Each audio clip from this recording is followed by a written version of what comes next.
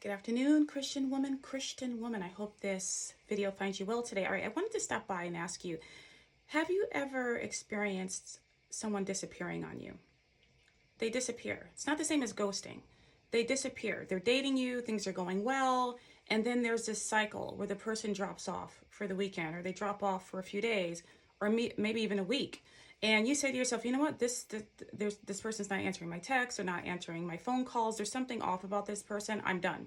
And then just when you finally get to the place where you're done with this person, you want to close this chapter, the person pops up again.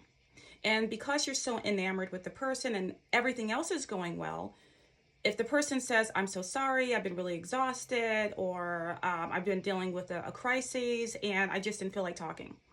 And you say, okay, well, I understand. I'm sorry that happened. I could have been here to support you. And the person goes, yeah, you're right. Sorry about that. And then you make up, right? And this is a cycle. There's always a bona fide reason why this person disappears on you. And then you get to the point where it's the dating scenario is going on for a few months. And this pattern keeps repeating itself. You've got to stop and think for a second. If this pattern is showing you precedent now, this is a preview into the future. You're setting a precedent.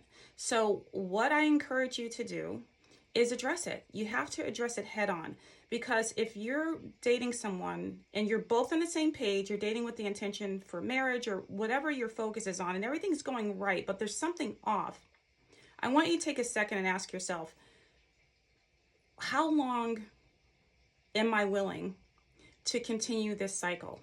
And am I willing to continue this cycle if I'm going to be a parent with this person, if I'm going to share a mortgage with this person, if I'm going to share business ideas with this person, as if we're entrepreneurs, for example, if I need support from this person, if I want consistency and emotional security and safety, how long am I willing to carry on this cycle? Because they don't go away unaddressed. They carry on into your marriage.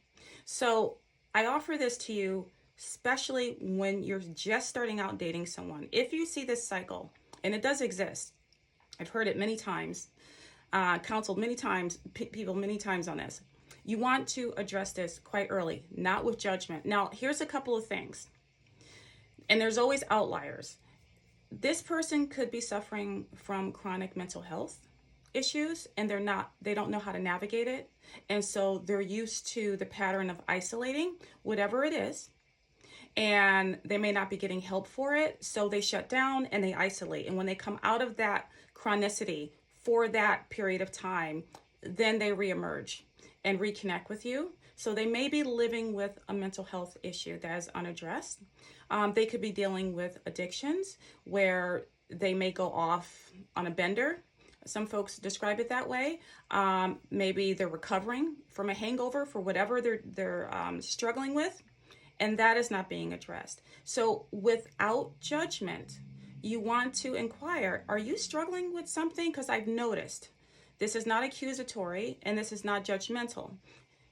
Are you struggling with something? Because I've noticed that there's a cycle here where you disappear for a while and you come back.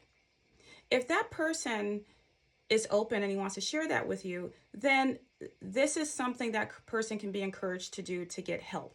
Okay? You want that person to do their work. You can be there to support them, to encourage them, to pray with them, certainly. But you're not the fixer. You've got to allow people to do their work and walk their path, especially if they are choosing to spend their life with you. You have the right to know these things. If the person's evasive and they don't want you in their business, that's okay as well. That is their right. However, it is your right to walk away from that circumstance if that person is evasive, if that person doubles down, and if that person is unwilling to work on this area. So keep that in mind. You have to be willing to address these things early before you get too deeply emotionally attached, and you're going to have a hard time walking away. Again, if this person is struggling with a mental health challenge or some sort of addiction, it is their journey if they want to get that help. If they're not ready, don't try to stick around and say, I can fix it. If I just love this person out of the issue, if I just do enough, this person will stop. When people are struggling from severe mental health challenges and addictions, it's more than just loving them through it. It doesn't mean that it cannot happen. There's always outliers, but you want to make sure you don't put yourself in that position where you become the fixer and then decades, years later, you wish you had done it differently. Okay? Again, there's always outliers. There's always outliers. You can encourage that person. You can pray for that person. You can give them resources. You can be supportive. But you've got to let people do their work, especially if they're struggling with severe mental health and addictions. All right, that's all I got for you today. Gotta go. Ciao.